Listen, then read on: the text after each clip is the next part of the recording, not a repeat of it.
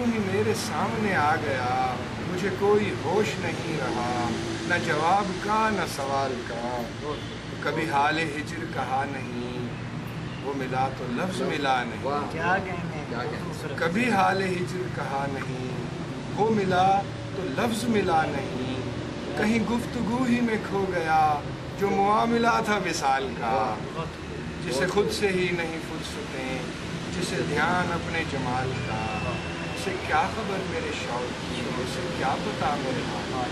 اب تک کتنی کتابیں شائع ہو چکی ہیں اور مستقبل قریب میں کون سی کتاب شائع کرنے کا ارادہ ہے؟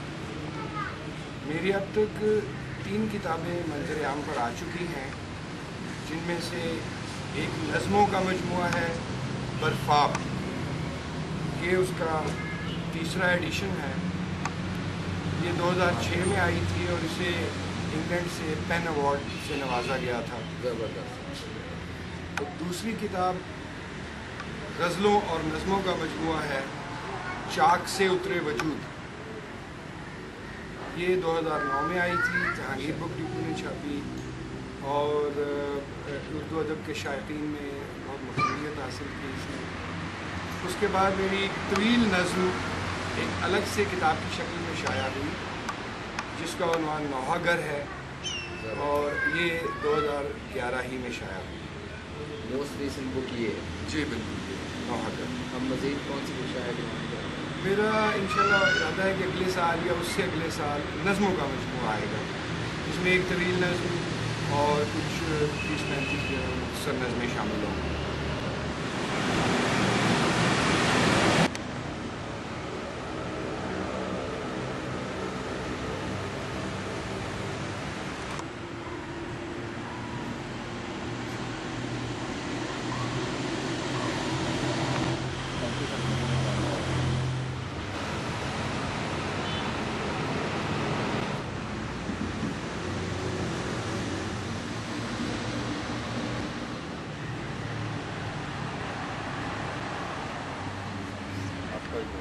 سر، آپ کی جو تخلیقات ہیں جس میں نوحہ گر ہے، برفاب ہے اور چاک سے اترے وجود ہے، ان میں سے کن کو کون کون سے اعزازات ملے ہیں؟ ناظرین کے ساتھ شیئر کریں۔ ایک تو برفاب جو میری پہلی کتاب تھی نظموں کا مجموعہ، اس پر انگلینڈ کی ایک تنظیم ہے پین رائٹرز انٹرنیشنل، جو پوئٹس، ایسیسٹس اور ناولسٹس اس کا مخفف ہے، اس کا مجھے بیسٹ فرسٹ بک ایوارڈ ملا، کیش پرائز بھی اور سرٹیفکیٹ بھی، اور برفاب کے اب تک 3 ایڈیشن شائع ہو چکے ہیں۔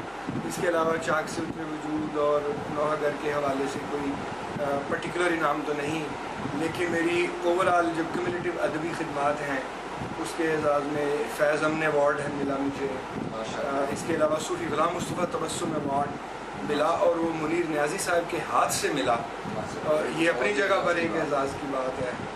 اس کے علاوہ جو کچھ مقامی ادبی تنظیمیں ہیں، سفینہ ادب، انجمن ترقی پسند مصنفین، اور ایک ایوان اقبال یو اے ای جو ہے ابو ظبی، اس کی تنظیم ہے، اس کی طرف سے مجھے ایکسلنٹ پرفارمنس ایوارڈ ملا۔ اس کے علاوہ یوں کہہ لیجیے کہ بیاض ایک ہمارا بہت اچھا جدید تر ادب کا اشاریہ پرچہ ہے، اس کا مجھے ملا۔ تو یہ شیٹس اور اعزازات کی آپ کے سامنے ہیں، اس کو آپ دکھا سکتے ہیں ناظرین کو۔ علاوہ ازیں میری کچھ نظموں کے تراجم ہوئے، سندھی میں ہوئے، بلوچی میں ہوئے، باہر کی زبانوں میں ہوئے، انگریزی میں، یہ بھی ایک اعزاز کی بات ہے۔ میں نے جدہ، مدینہ اور انگلستان کے بہت سارے شہروں، Manchester, Bradford, Birmingham, London, Leicester, ان شہروں میں مشاعرے پڑھے۔ اس کے علاوہ پیرس یعنی فرانس کے شہر، وہاں سیاحت بھی کی اور مشاعرے بھی پڑھے۔ اس کے علاوہ حال ہی میں یو اے ای کی ایک ادبی تنظیم ایوان اقبال، انہوں نے مجھے اپنے عالمی مشاعرے کے لیے مدعو کیا تھا، وہاں اس مشاعرے کے علاوہ ابو ظبی اور عجمان اور فجیرہ اور شارجہ، یہاں پہ دوستوں سے مشاعرے پڑھنے کا اتفاق ہوا۔ تو اس طریقے سے عالمی سطح پر اور اپنے ملک میں پشاور سے لے کر کراچی تک اور مظفرآباد سے لے کر کوئٹہ تک ہر بڑے شہر میں مجھے مشاعروں میں شرکت کا موقع ملا. ماشاءاللہ. اعزاز اس سے الگ ہے. اس سے الگ ہے. لوگ آپ سے محبت کرتے ہیں, آپ سے پیار کرتے ہیں, یہ وہ اعزاز اور عوامی سب سے انداز جو ہے سب سے بڑا تو یہی ہے کہ لوگ آپ کو پڑھتے ہوں اور آپ ان تک کمیونیکیٹ کرتے ہیں, اور وہ آپ یہ سمجھیں کہ یہ میرے دل کی آواز ہے. معیار کو مد نظر رکھتے ہوئے آپ لوگوں سے کمیونیکیٹ کریں, اچھی بات پہنچائیں. یہ صدقہ جاریہ بھی ہے, یہ ایک نیک کام ہے اور تخلیق کا عمل ہے. اس میں اس سے تہذیب پھلتی پھولتی ہے. پاکستانی تہذیب جو ہے ہماری, جو وادی سندھ کی تہذیب ہے, وہاں پہ جتنا زیادہ ادب تخلیق ہوگا, جتنی زیادہ گوناگون ورلڈ ویوز آئیں گے, جتنے زیادہ اظہاری پیرائے آئیں گے اور دوسری زبانوں میں ٹرانسلیٹ ہو کے جائیں گے, تو ہماری تہذیب, ہماری ثقافت اس کی بھی دنیا میں پھیل جائے گی. سر ایک اور سوال جو کافی ہٹ کے ہے, وہ یہ کہ آپ کا تعلق پاکستان آرمی سے, اور آپ ایز این سینئر آفیسر وہاں کام کر رہے ہیں. اور دوسرا شاعری, یہ دونوں شعبے کچھ ایک دوسرے کا قطن نہیں. یہ آپ دیکھیے نا, آج کل انجینئر ہے اور شاعر ہے. اچھا, ڈاکٹر ہے, چیر پھاڑ کا آپریشن کرتا ہے, لیکن شاعر ہے. Right sir. اس کے علاوہ آئی ٹی پروفیشنلز ہیں, شعراء ہیں, پائلٹس ہیں, شعراء ہیں. تو یہ میرے خیال میں شاعری ایک ایسی ایک فیکلٹی ہے, فیکلٹی آف پرسنالٹی ہے, جو الگ انداز میں پنپتی اور پرورش پاتی ہے. جبکہ جو میرا پروفیشن ہے اس میں بھی میں ٹھیک ہوں, اور وہ ایک طرح سے کہہ لیجیے وہ ایک الگ فیکلٹی ہے. اس کا تعلق معیشت سے ہے, اور کوئی دونوں ایک دوسرے کی راہ میں حائل نہیں ہوتے, وہ دونوں ایک دوسرے کے ساتھ ساتھ چلتے ہیں. اور پاکستان آرمی سے یا افواج سے وابستہ شعراء و ادبا کی ایک طویل فہرست. آپ کو اردو شعراء کی جامع اور منفرد ترین ویب سائٹ funswith.com کیسی لگی؟ کیا یہ ادب کی نمایاں طریقے سے خدمت کر رہی ہے, اور اس کی بہتری کے لیے آپ کیا تجاویز دینا چاہیں گے؟ میں نے funswith.com کا کئی بار مشاہدہ کیا, اس کو وزٹ کیا. مجھے یہ ویب سائٹ بہت اچھی لگی ہے.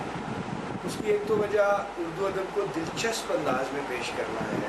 شعراء کی تصاویر کے ساتھ ان کا تعارف, ان کا کلام, تو ایک انٹریکٹیو, ایک کمیونیکیشن کی صورت پیدا ہوتی ہے جب آپ شاعر کو اس کی ٹوٹیلٹی میں دیکھتے ہیں. پہلے نمبر پہ تو میں اردو ادب کی ترویج میں انٹرنیٹ کا اور اردو ویب سائٹس کا بہت بڑا حصہ مانتا ہوں کہ دور دراز کے علاقوں میں رہنے والے میرے کچھ ایسے دوست ہیں جو اسپین میں رہتے ہیں, آسٹریلیا میں رہتے ہیں, کویت میں رہتے ہیں. اب ان ممالک میں ظاہر ہے اردو کی دکانیں, کتابوں کی دکانیں اس طرح نہیں ہیں جس طرح پاکستان, ہندوستان میں ہیں. ان لوگوں کو بیچاروں کو کتابوں کے حصول کے لیے بڑی مشکلات کا سامنا کرنا پڑتا ہے. تو کیوں یہ ادب سے محروم رہیں؟ ایسے میں انٹرنیٹ کی جو ایک سائنسی ایجاد ہے, اس نے جہاں دیگر علوم اور فنون کو ترقی دی ہے, ایسے ہی آپ جیسے نوجوان, فلک شیر زمان جیسے, آپ جیسے جو اردو ادب کے ساتھ لگاؤ رکھتے ہیں, خود بھی شعر کہتے ہیں, اگر اتنی محنت اور مشقت کر کے ان قارئین کے بہتری کے لیے آپ نے اتنی پیاری ویب سائٹ ایک تشکیل دی ہے funswith.com, تو وہ یعنی اس میں کوئی شک ہی نہیں ہے کہ یہ بہت بڑی خدمت ہے. اور اس کے اثرات پاکستان, ہندوستان ہی میں نہیں بلکہ اس کے اثرات پوری دنیا پر مرتب ہوں گے. ادب سے لوگوں کی جڑت میں اضافہ ہوگا. اس کی وجہ یہ ہے کہ ایک زمانہ تھا جب علم کے حصول کے لیے لوگ مشقتیں اٹھاتے اور ہزاروں میلوں کا سفر کرتے تھے. اب زمانہ بدل گیا ہے, تیز رفتار ترقی ہے, معیشت کے ذرائع ہیں, تو اب کوئی علم کے لیے, ادب کے لیے کوئی بہت لمبی طویل مشقت نہیں کر پاتا. ان کرنا چاہتا بھی ہے تو نہیں کر پاتا.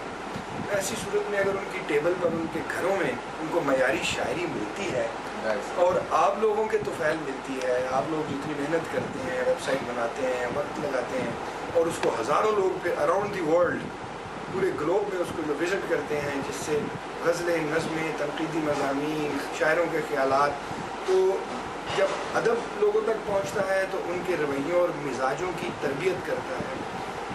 ان کے رویے اور مزاجوں میں نرمی آتی ہے, شعور بڑھتا ہے. لوگ انسانی نفسیات کو اور انسان کو بہتر انداز میں سمجھ کر جب سوسائٹی میں موو کرتے ہیں تو تلخیاں اور تشدد کم ہوتا ہے. اس کے اوور آل معاشرے پر بڑے مثبت اثرات مرتب ہوتے ہیں. اس لیے funswith.com کی جتنی بھی صحیح ہے اس کو میں اس میں بڑی اچھی نظر سے دیکھتا ہوں، اور یہ صحیح جاری رہنی چاہیے.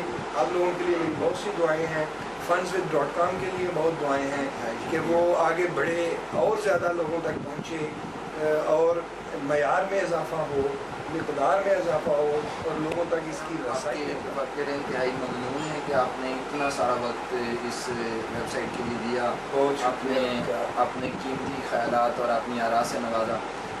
آخر میں آپ ادب کے میدان میں نوارد جو شعراء ہیں ان کو کیا پیغام دینا چاہیں گے؟ ان کو اپنے فن کی ترقی کے لیے کیا کرنا چاہیے؟ شعراء ہوں یا ادبا ہوں، پہلی بات مطالعہ، مشاہدہ، ریاضت اور سیکھنے کا عمل ہمیشہ جاری رہنا چاہیے. کتاب سے بڑھ کر کوئی استاد نہیں. جہاں آپ اردو ادب کے جدید ذرائع استعمال کرتے ہیں، SMS کے ذریعے پڑھتے ہیں، ویب سائٹس کے ذریعے پڑھتے ہیں، وہیں آپ کو کتاب کے ساتھ بھی اپنا رشتہ قائم رکھنا چاہیے، کیونکہ کتاب کے ساتھ ہماری ایک روایتی تعلق وابستہ ہے.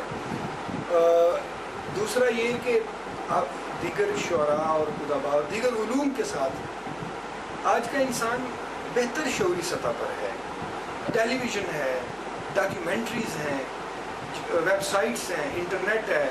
تو جب آپ زیادہ علمی پھیلاؤ کے ساتھ اور زیادہ وسعت کے ساتھ اور دنیا کی بہتر انڈرسٹینڈنگ کے ساتھ شاعری میں آئیں گے تو شاعری بہت بہتر اور بہت رچ ہوگی. نئے آنے والے شعراء کے لیے میرا یک لفظی یا یک سطری جو پیغام ہے وہ یہی ہے کہ مطالعے اور مشاہدے اور ریاضت کو اپنی عادت کریں. یہ تھے پاکستان کی ادبی معروف و مشہور شخصیت جناب شہزاد نیّر صاحب، جن کا ہم نے انٹرویو اور جن کے خیالات آپ تک پہنچانے کی کوشش کی.